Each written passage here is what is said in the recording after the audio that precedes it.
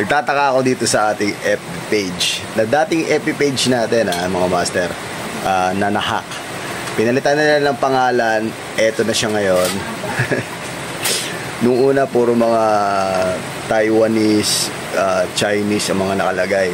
Since nabenta nila na yung page natin na may 19,000 followers, ngayon, binenta na ngayon dito naman sa Bushcraft naman ngayon ang title.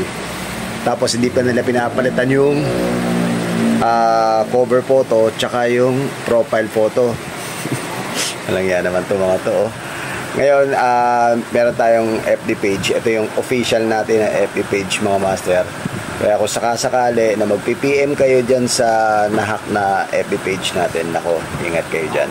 Ito na yung official natin na FB page. Okay? Para updated kayo sa mga ipopost natin. So, ingat-ingat lang mga master. Huwag basta magpapadala sa mga kung ano-anong mga sinasend nila. Alright?